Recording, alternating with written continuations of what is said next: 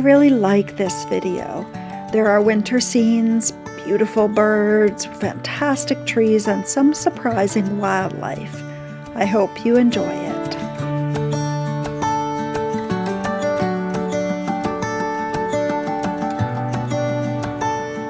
There are so many birds here, but there are signs saying not to feed the birds by hand to prevent the spread of avian influenza.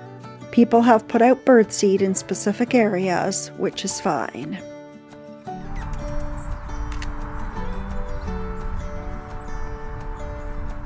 The Canada Water Agency studies wetlands along the Great Lakes and found that Lynde Shores is particularly vulnerable to the effects of climate change.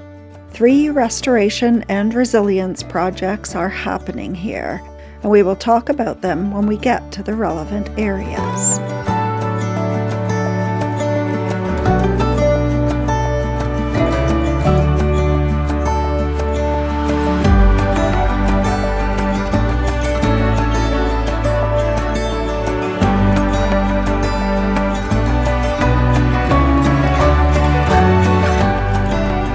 This looks so cool. All of these white paper birch trees in this section, so many together. I think it looks especially great in the winter.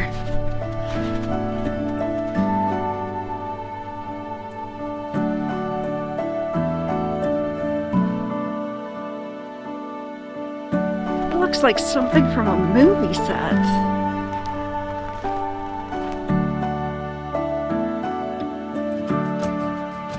All along this trail is this scrubby brush, a place where birds really like to hide.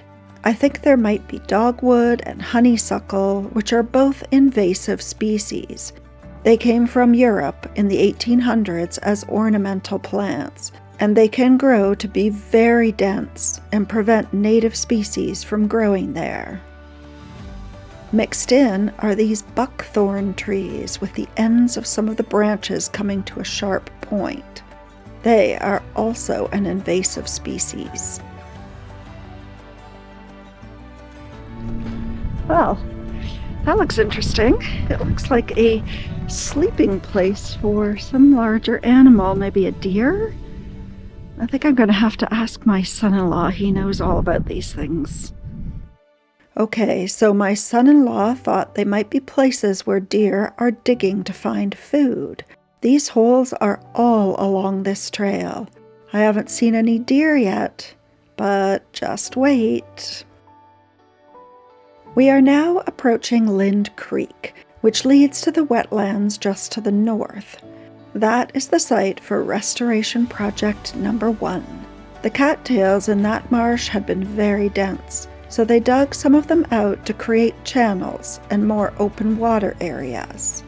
This will support more fish, vegetation, and wildlife with a better balance of open water and plants. When this is not all frozen over, there are lots of different types of ducks and geese here. And this tree beside me is an old sugar maple.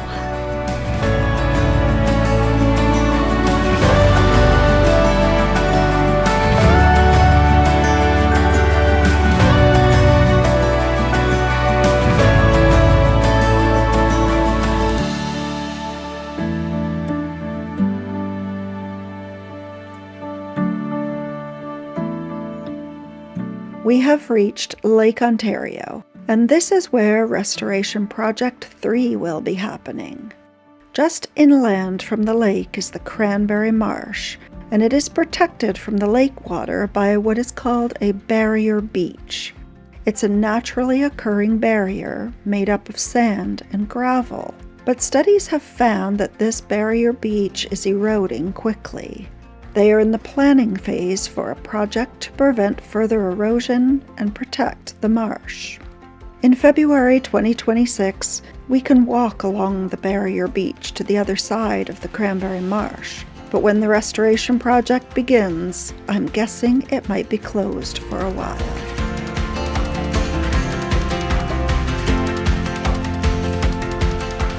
This is a large tree. It's a black willow, and it's great to have this tree on the barrier beach. It grows in wetter areas and floodplains and has a large network of roots, which makes it ideal for stabilizing the soil and preventing erosion. There are quite a few of them along here, and look at this surprise!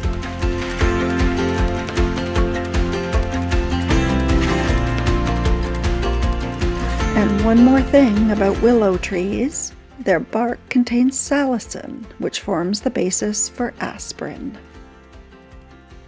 The first time I filmed this shot, I dragged the camera through the snow by accident, but it looks kinda cool.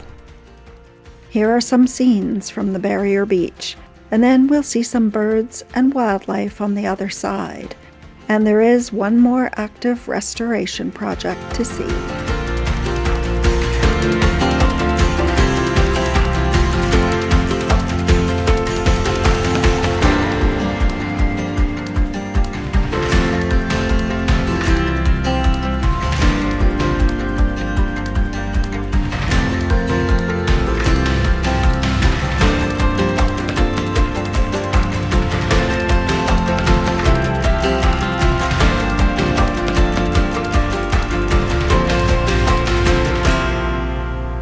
Now that is exciting. Last video I saw an owl and I didn't have my camera with me, and miraculously I saw another owl today and I did have my camera with me.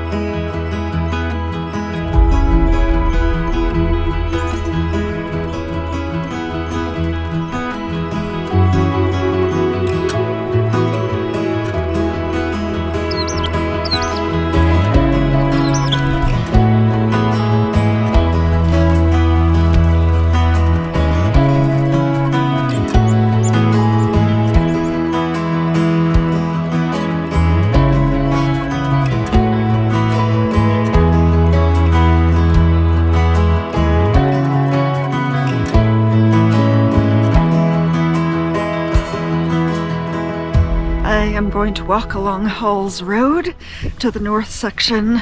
This is where restoration project number 2 is happening.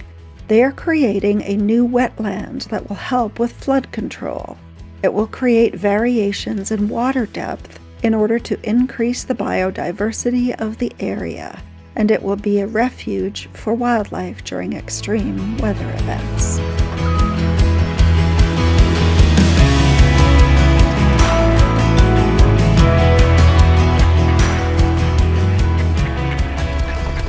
All the mallards flew away, while the geese stayed put. I have an annual pass, so I parked here. But if you do not have a pass, you can park in this parking lot for a daily fee, or at the roadside parking at the south end of Halls Road for free. This was my route for 5.5 kilometers. If the barrier beach is closed, you could still access all the trails by parking first in the north area and then parking at the south end of Halls Road. This is where the deer usually are, and also the bird feeder that overlooks the marsh.